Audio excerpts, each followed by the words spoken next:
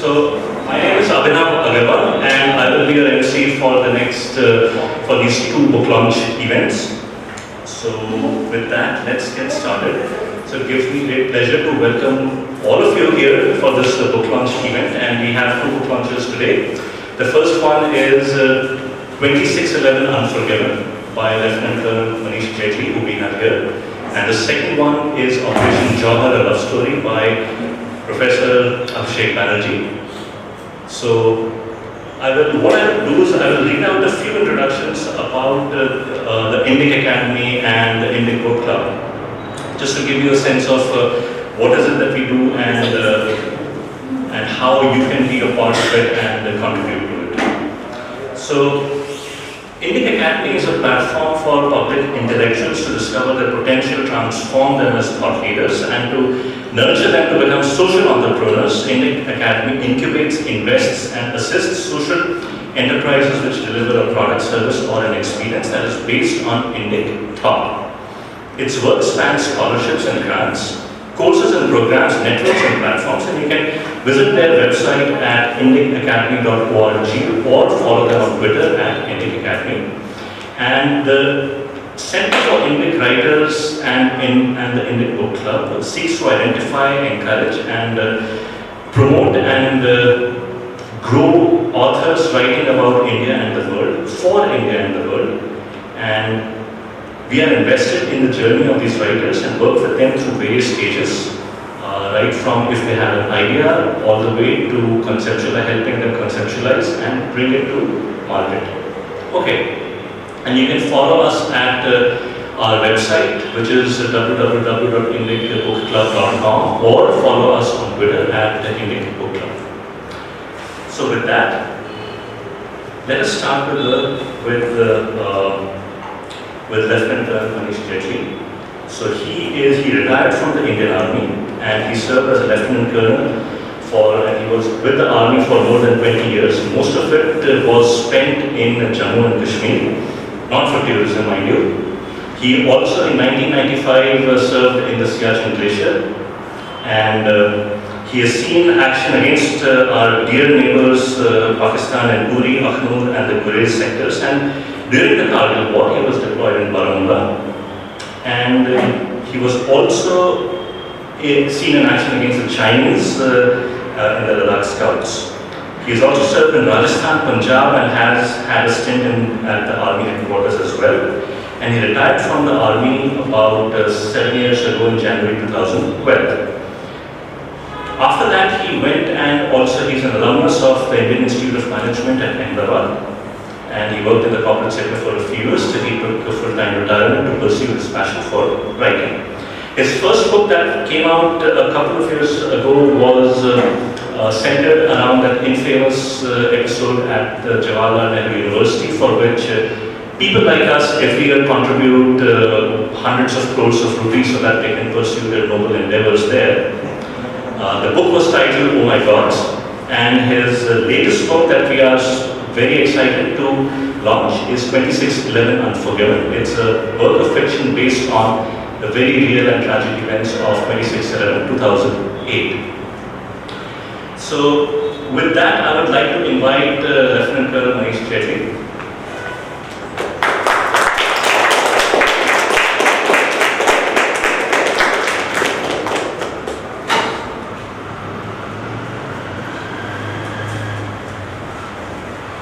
Now, if you look at any society, it has a lot of different people performing different tasks, right? One of them is what we have known as the Kshatriyas, warriors, the knights in Europe and so on. And what did the Kshatriya do? What did the soldier do? Right? He defended our borders of any nation, of any kingdom, of any country. And what does defending your physical borders do? It creates space for a country to form. It provides the physical boundaries, it protects the physical boundaries of a nation that allows what is inside to form, to grow, to nurture. And people like Lieutenant Colonel Manish Jetli have devoted their lives to doing exactly that. It's a separate question what we who are responsible for creating the shape of our nation, spiritually, intellectually, and otherwise, do with that freedom, but that's a separate question. As our chief guest, it is a fascinating journey that I'm sure she will share some of those insights with us. But Ms. Sai Swarupa was an analyst with a venture capital firm working with Excel spreadsheets. That is perhaps one of the most exciting things that one learns and does in their corporate lives. And her interests have included startups, economics, Carnatic music, philosophy, politics, history, and literature of India. Fortunately enough, thankfully enough, she's also won a state-level gold medal from the Tirupati Tirumala Devasthanam in rendering Annamacharya Kritis, and she holds an MBA from the Indian Institute of Technology at Kharagpur. Her first book came out in 2005, it was named Abhaya. 2015, sorry, which was named Abhaya, and it revolves around this character named Abhaya and is set around and centers around the Naraksur Vada. And she followed that up with another female-centric novel named Avishi that was centered around a Vedic character by the name of Vishwala. And it was a fabulous bestseller. And a third one which came out, I believe, last year? Yes.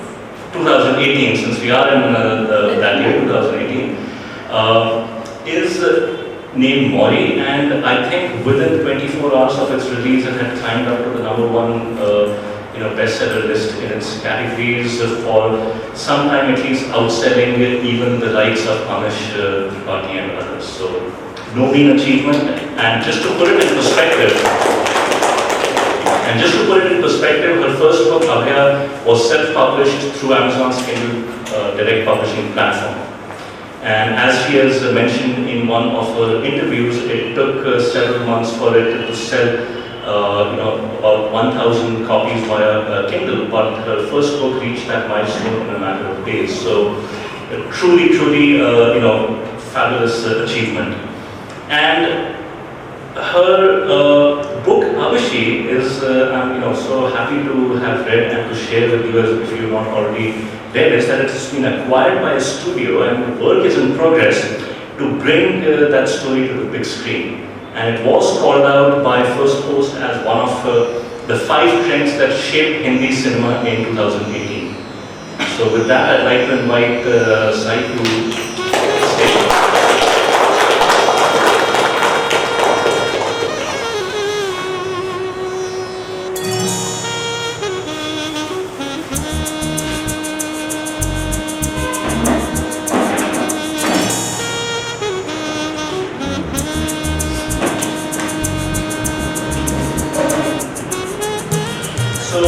Without further ado, let's go ahead with the launch of the book, and I will invite Sai to unveil a copy of all of us here.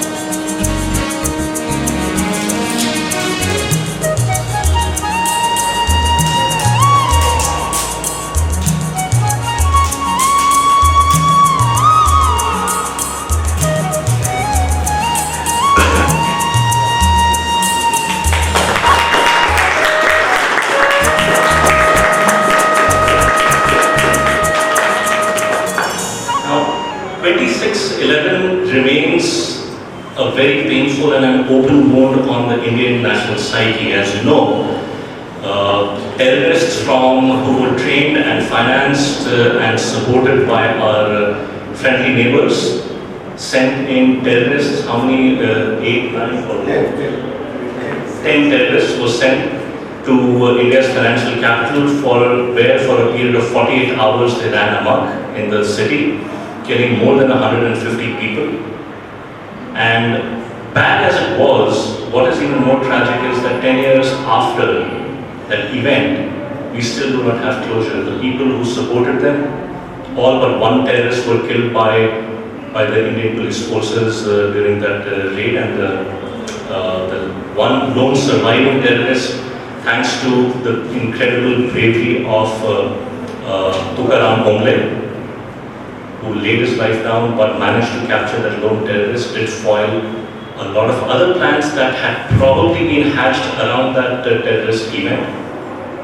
But the people who supported, financed, and basically drove that operation from Karachi still roam free. So Colonel Jetli's book is a work of fiction, but based on those very real events, and it tells the story of Vikrant, who loses his wife and daughter in the attacks on the Taj Hotel. And after a period of recovery, he cannot reconcile himself to the fact that there has been no closure, there has been no justice.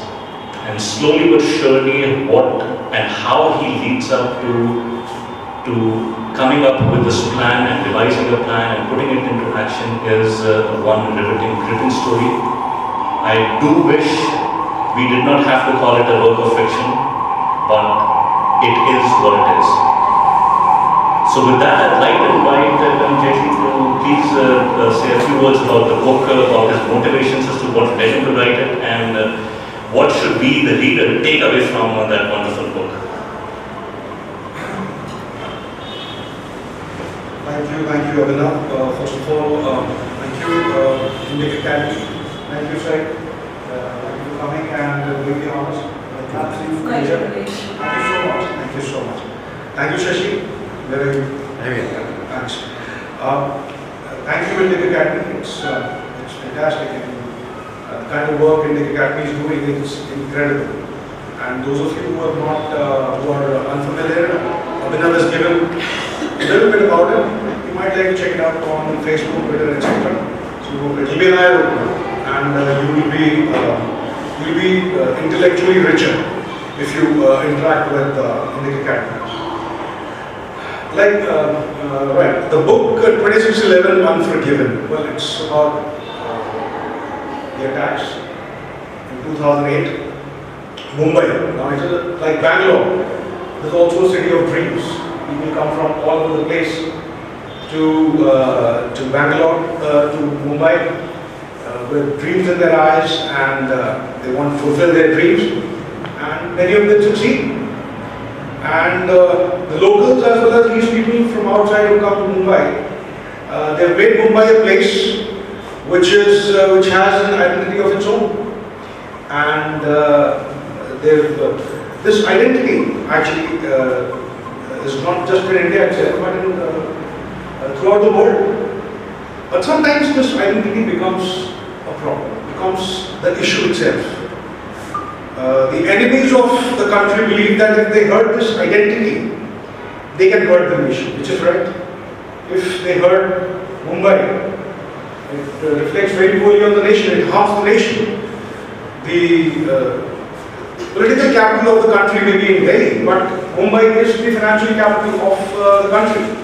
So any harm which comes to Mumbai reflects very poorly on the nation. And this is exactly what the terrorists aim to do. Now, if we see the kind of attacks that have taken place on Mumbai, right from 92 onwards, there were train blasts. 93 there were train blasts. There was a train blast in 2003 and 2006. Series of train blasts, and then bomb blasts in 2006 and 2011. There were 3 blasts in Jagiri Bazaar, and I've not talked of 2611 in this. In all of this, more than 1,000 odd lives were lost in these attacks on Mumbai only. So, what is the reason that Mumbai has been attacked time and again? Why is it that we have not been able to stop these terrorists from targeting Mumbai? And not just Mumbai, there have been attacks all over the country during that period. If you see those 2 decades, there were attacks all around the country.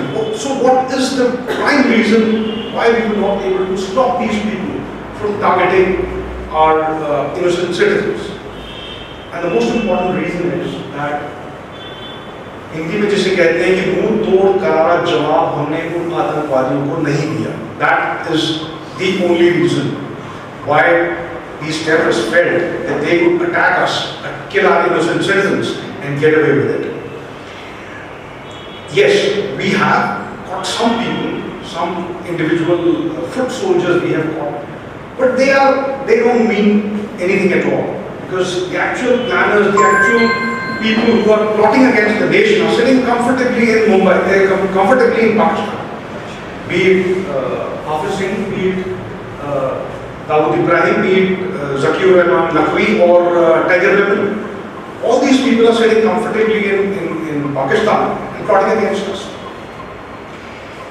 And as far as giving a reply, befitting reply is concerned, there is a very short window of about a month or maximum a month and a half, during which you can give a reply to those people.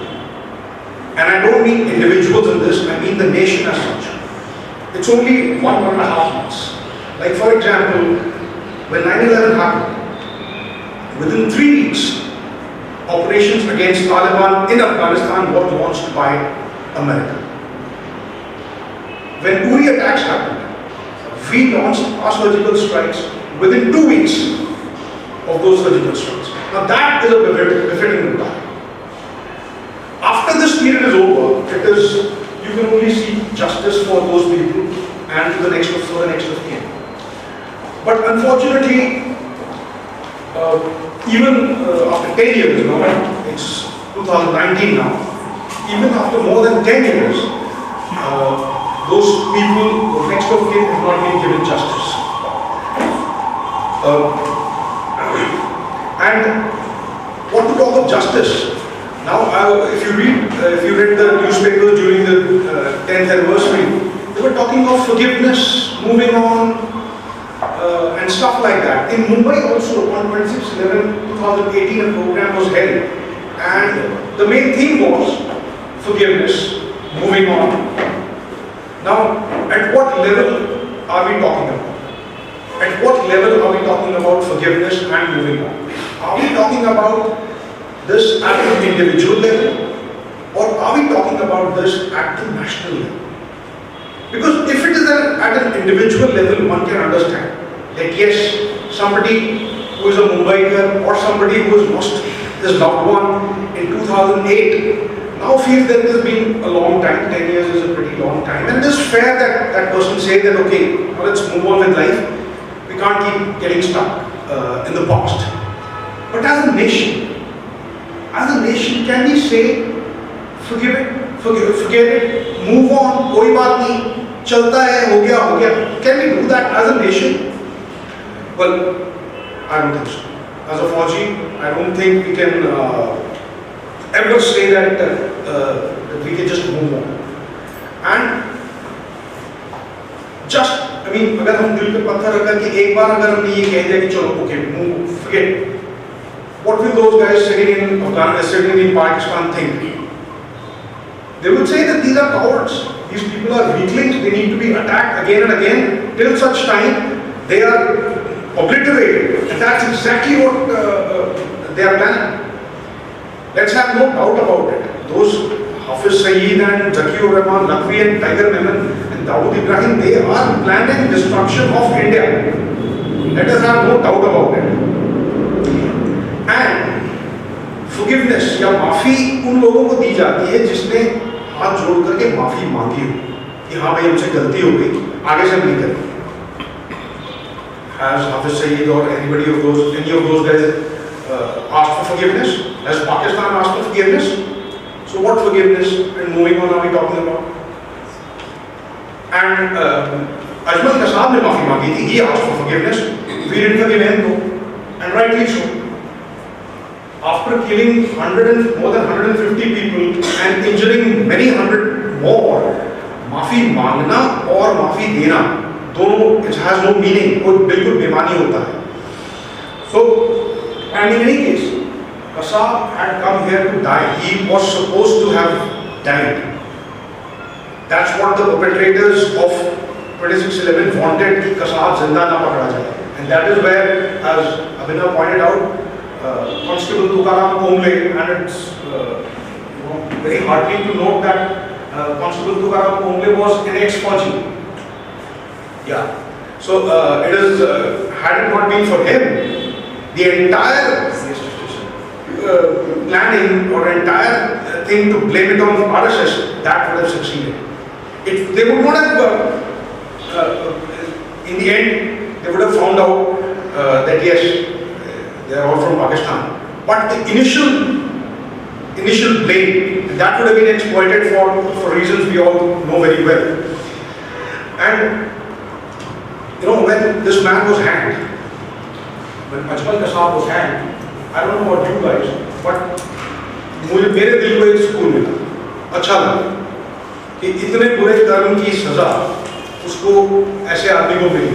It was absolutely fair and absolutely just that this man was hanged.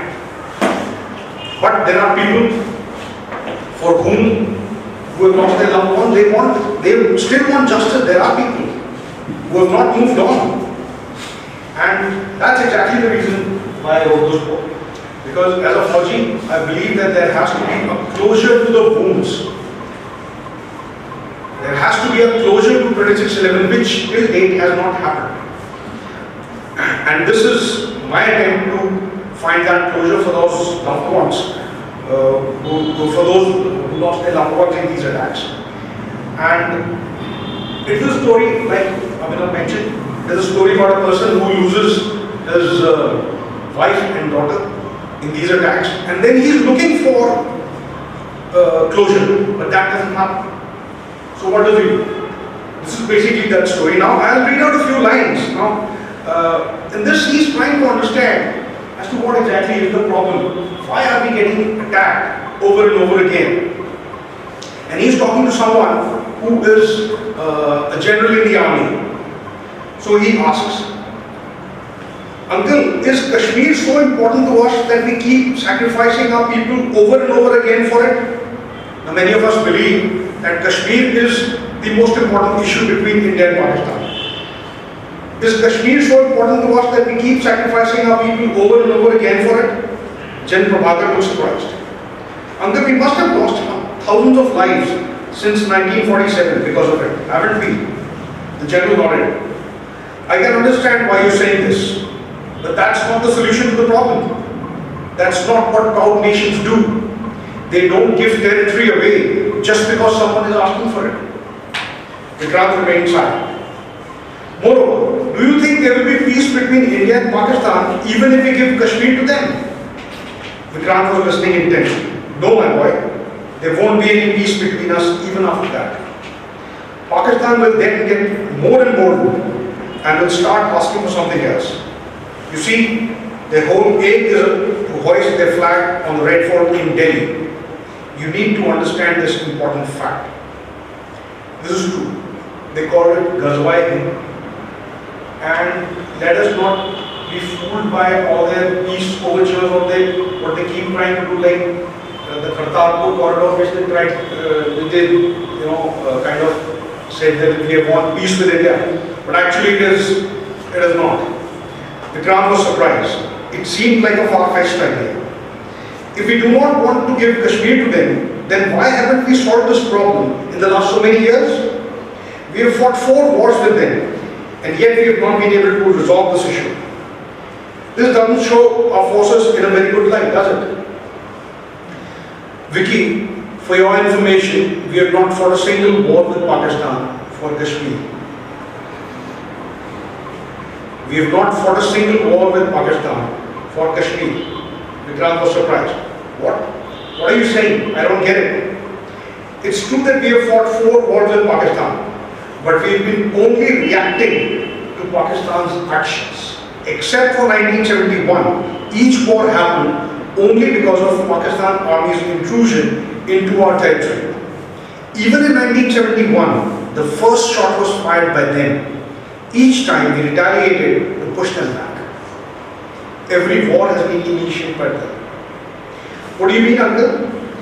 What I mean is that all the wars were initiated by Pakistan, and we have never attacked Pakistan on our own. So what? Why didn't we finish the job when we had them on the ropes? Vicky, you first need to understand how things happen.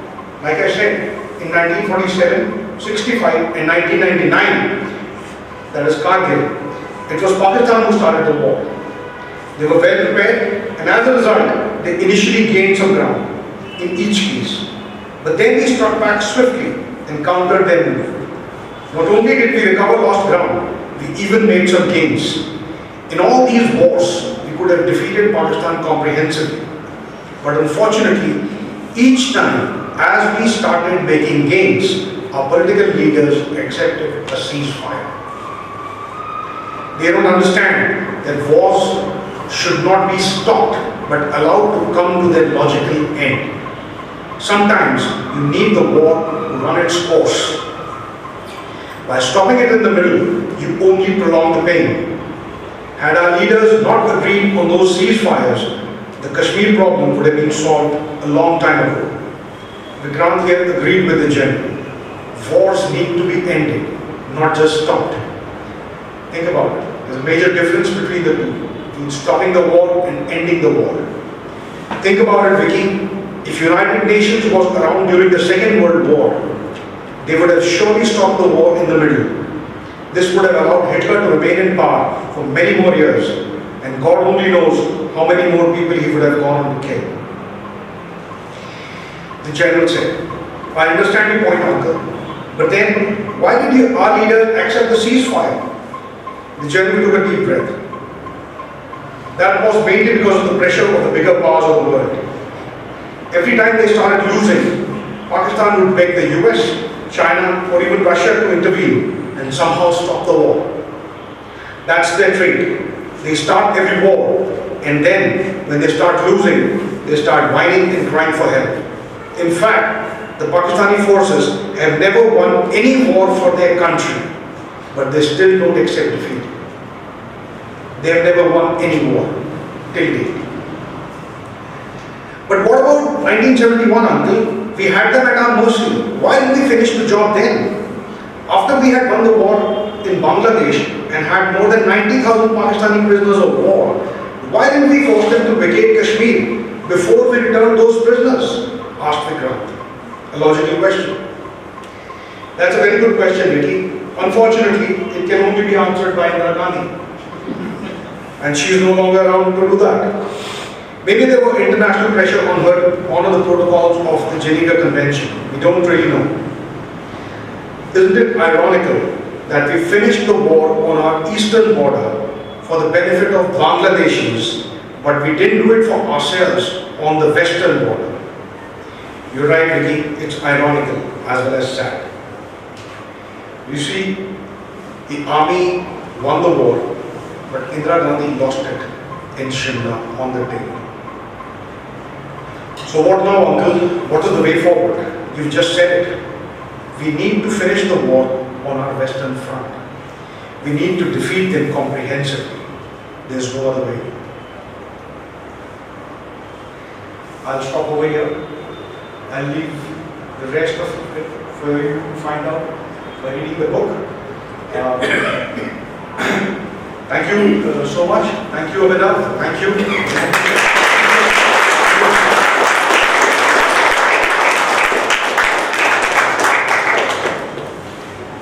Thank you, Colonel Jaitley. That was a very stirring passage, and as I read the book, that was one of the things that stuck with me. It's a question that we have not asked our leaders, and our leaders have never answered that question. Why is it that we have given up all the gains that our army gets for us at the negotiating table? Yes, we all like to be seen as good people in the eyes of the world, but surely there has to be a limit to the, I'll use this phrase, the Mahatma syndrome that afflicts all our political leaders. So, one is the book. Both books that are being launched today are available for you to purchase copies of at the back. So, anytime, please feel free to do so. And that is also one way of supporting Indica authors.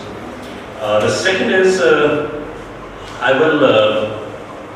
Before we, I'm sure you have questions about the book, about about life in the army, and also any other questions you might have for Colonel Jaitley. But before that, I'd like to invite Sai to say a few words and bring her perspective to the book.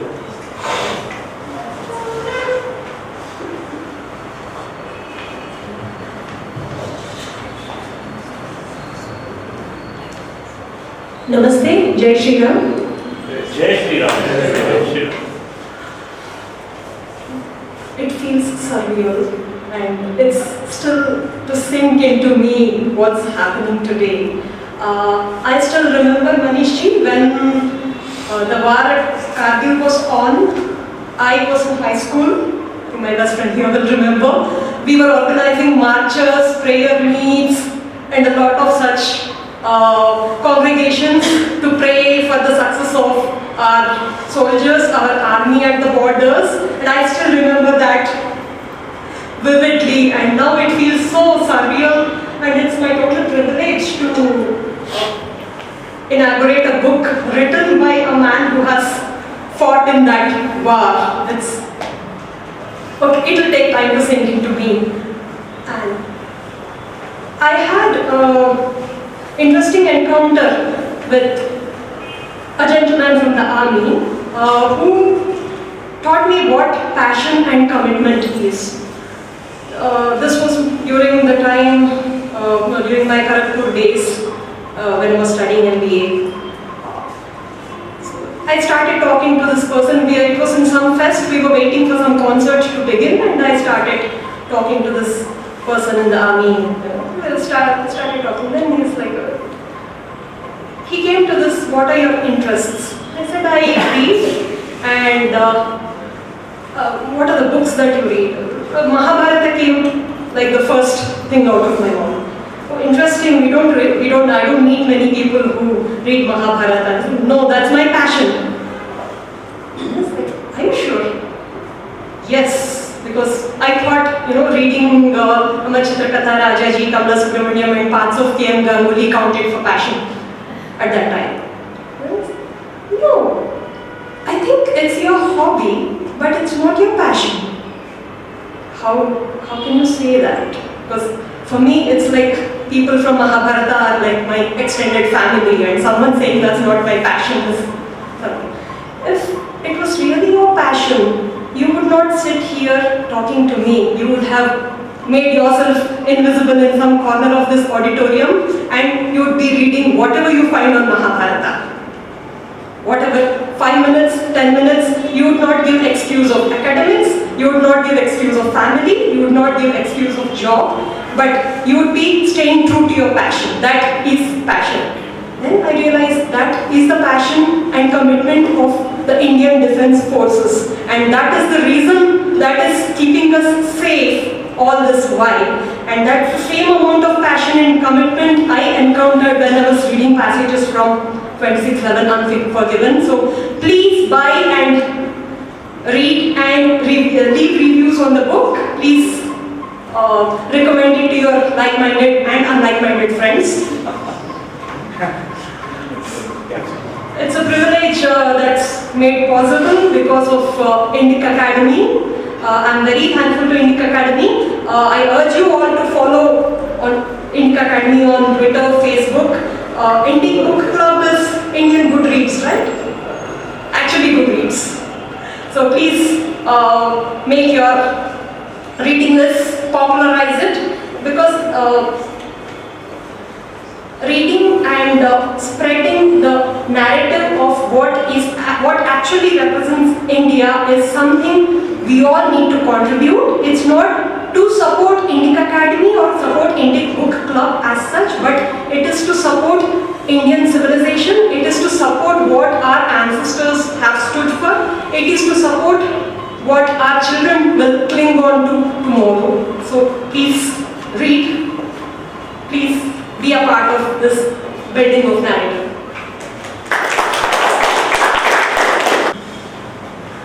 So we'll open this up for Q&A. If you have any questions for Jaitley or for Sai, please ask them. We'll yes, ma'am.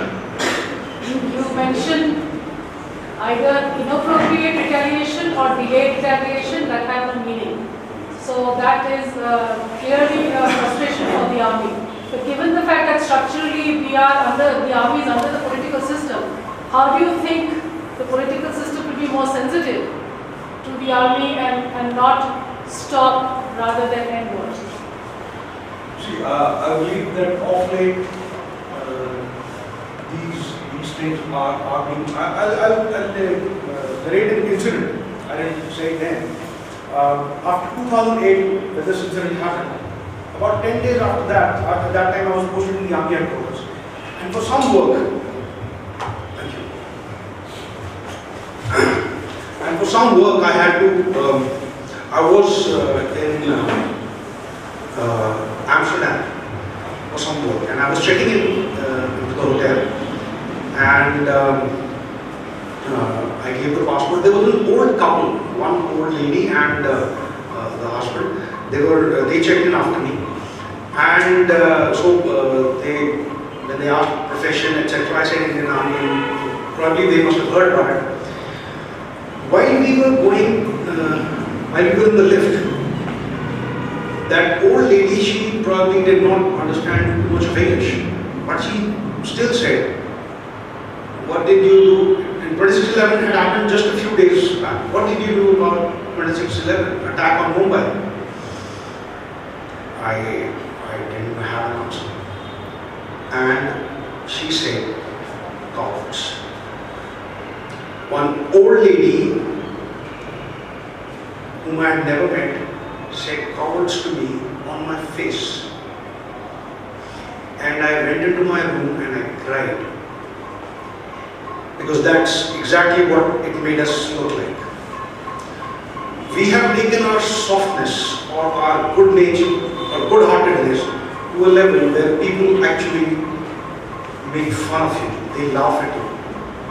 But of late, I believe the current regime is aware of, will not take things lying down. The surgical strikes, if you see, they achieved something. And like I said, they were launched within a couple of weeks.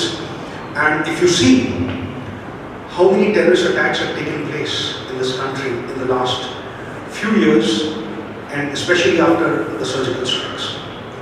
Now, that is what happens. If the army has been capable ever since we had it. It is only the will of political leaders that makes or breaks a nation. The army will do what it has to do, what it is told by the political leaders. So I think we are now progressing in the right direction, and people are getting the message. Secondly, if you see Doklam, Abhinav must have mentioned, I have served in Ladakh Scouts as well. Now, in Ladakh Scouts also, I noticed the belligerence of these Chinese people, and this is what the Chinese try to do. It is called salami slicing. Thoda sa yahan se le lo. Don't do too much. Thoda sa le lo, and thoda sa yahan se le lo, thoda sa yahan se. This is what they do. It's called salami slicing. So in Doklam, the government said no. The army had always been prepared, but I don't know if you are aware about the importance of the area of Doklam. If Doklam is taken or is given away, within a few months you will see that the entire northeast, when you pass through that area, it is only about 25 odd kilometers of stretch which separates China and Bangladesh, the northernmost part. So if Doklam is given away or is taken by China, I am very sure that there should not be any doubt in anybody's mind that China will try and take away the entire northeast. So, but the government put its foot down, and that was so very heartening to see. China is not Pakistan. China is a much larger part. But in the end, it was the Chinese who blinked. So once you put your foot down, the others understand that this is not a walkover, or this is not a cakewalk that you can, bulldoze your way through. That's not going to happen. So I think you're moving in the right direction. Thank you. I had a comment and a question. The comment is, so I was recently talking philosophy with a relative, and he had some deep insight. So I asked him what was he reading, because I consider myself well read, but he was talking, quite deep. So he mentioned that he was reading this 8th century philosopher from Kashmir. His name is Abhinav Gupta, and he has written a series of books. So he was a polymath. He was an author, writer, singer, everything. And he in fact recommended that Indica Academy has published his books and to look at them. But that is the heritage we got from Kashmir. It's not just politics, but a lot that region has given us. So we just can't part with it. That's the comment. The question is, after the 26/11, okay, we did not attack Pakistan, but we could have done a lot more, maybe indirectly. For example, like declaring them a terrorist nation. But we seem to have this habit of wanting UN to do something or US to do something. Right? So this was well within our ambit. Declare them a terrorist nation, tell nations you want to do business with them, you can't do it with us. So does the army feel, sometimes that the politicians should do much more?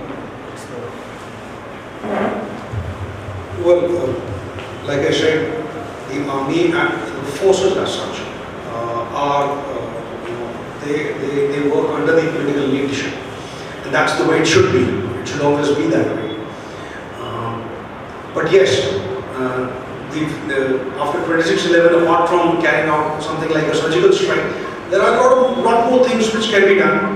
Quite a lot of things which can be done. For example, if you see Pakistan has the Arabian Sea.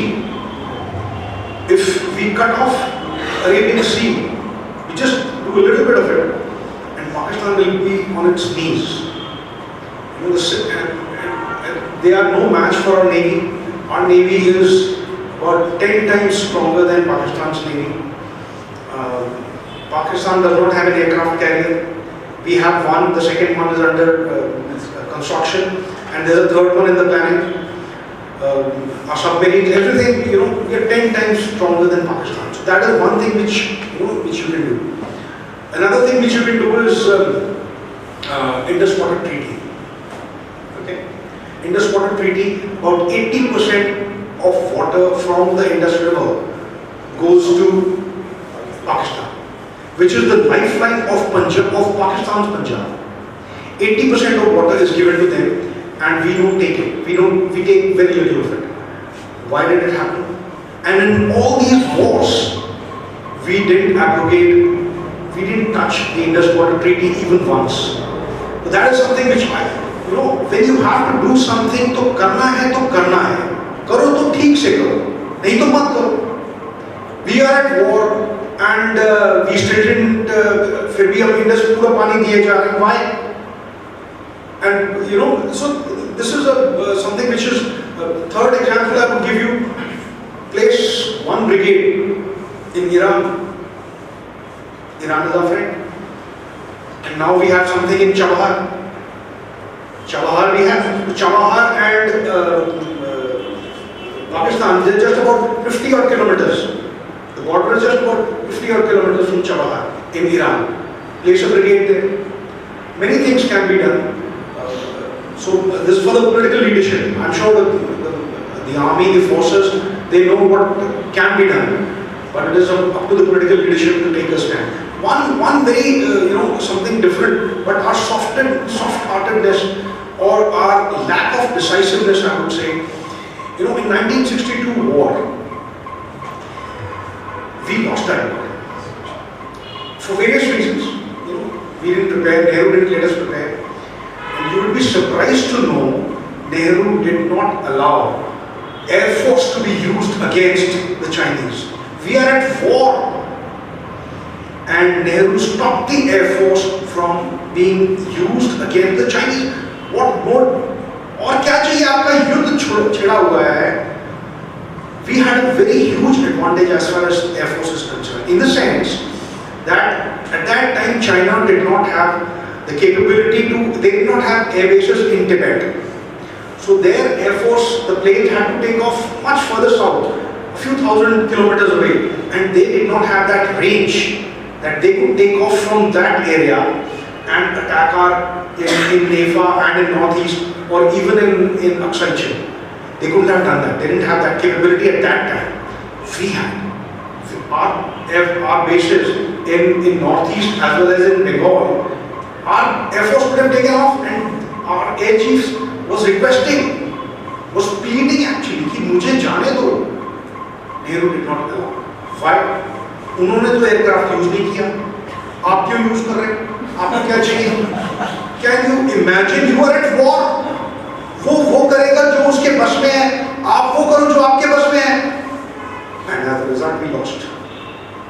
We are men, our soldiers who did not have weapons or clothing and ammunition. They were not provided air support, even when they were dying. I mean, that speaks a lot about the political leadership and the will. Thank you. It's a quite interactive session. Just I want to know. Just 2 days back, I saw that movie Surgical Strike, that movie. In that, particularly, everybody is speaking about this surgical strike after Uri attacks. But before that, in that Myanmar and Bangladesh border, there was a havoc that it has been led by our Indian army, but it was not so much hyped or so much talked about. And after that, according to that movie only, I don't know, according to that movie only, after that, that insurgency has come down to an end. Almost you can say it's in a nominal stage. So why can't such type of tactics, what we did in 2016 after the Uri attack, can be done in the western border just to contain Pakistan or any other insurgent groups who are trying to get into our territory? That, as an army officer, I want your suggestion or I want your view. You see, if you take one action, you can't repeat it. You see, you have launched one surgical strike. Now Pakistan is aware that this is what we can do, so they are prepared. So the element of surprise is the most important thing for the success of such operations. Surgical strike, the way this was a unique thing. The next time, we could do something much more. Like I said, you place a brigade there, and a brigade does something from that side. You know, you attack here, they carry out some stupid action over here in which we lose innocent life, and some action happens at the Iranian border. Or, you know, surgical strike as such, the way we carried out, it has lost the surprise element. This action, similar action, it will not be prudent to repeat it. You know, do something else. You know, now Pakistan knows कि ये लोग इस तरह का attack कर सकते हैं. So they are more or less prepared for it. So the next time if something happens, we should do something different and bigger. Sir, I have a related question. Why should we always wait for them to attack? Why can't we just go ahead and do something? I mean, why is it that we have to be a reactionary, like a person? Maybe we should have our own agenda and we should follow, Well, that's a good question. Now we have started retaliating at least. पहले तो वो भी नहीं करते थे. अब कम से कम एक करारा जवाब तो देने लगे.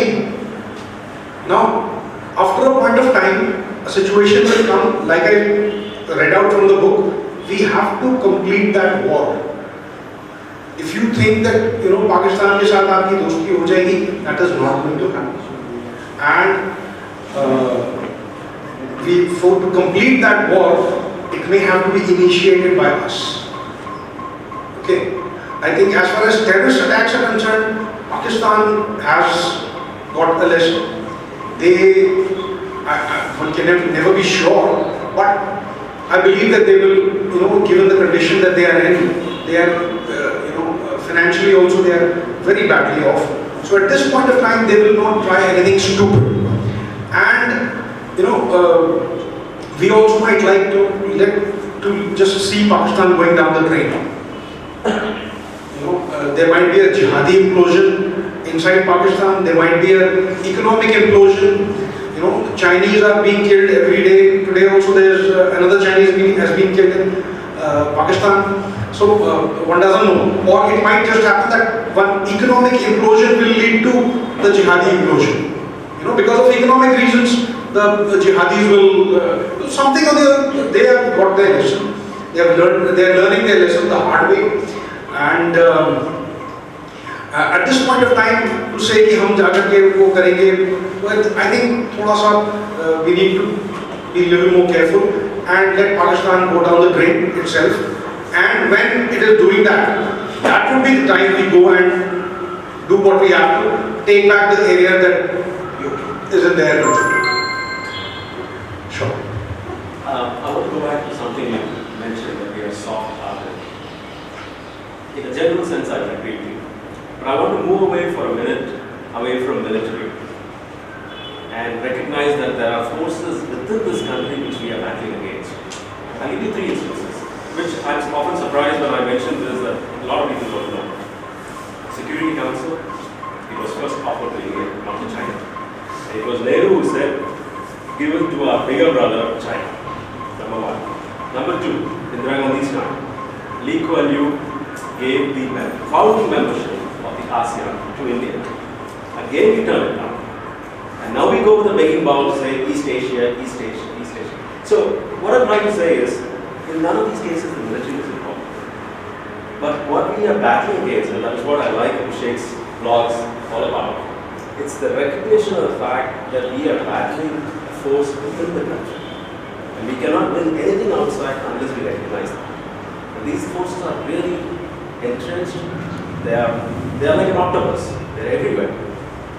And each of us standing here and talking will have to assume a much bigger, potent force to tackle that.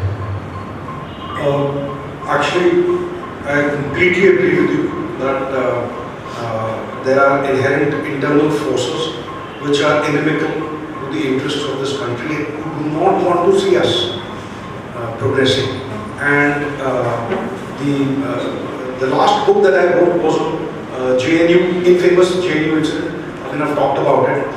And if you see the entire nexus that is created, it is a nexus and it is an ecosystem actually. It is not just a nexus, it is an ecosystem which is entrenched into our political narrative and psyche, which is operating. I mean, it is very difficult for us to see कि ये अंदर से क्या है. I don't know if you have read about Naxalites and if you read about them, it will be very difficult to identify कि कौन communist है. In 1962 war, the communists in India, the Communist Party of India, supported China. Can you believe that? They should be shot dead. But they didn't support China. So, and in JNU as well as in DU, so it was very difficult for anybody to become, forget about getting a professorship or a job in JNU. It was very difficult for students to graduate who were not aligned with the communist ideology. A lot of media anchors, they are aligned with that ideology.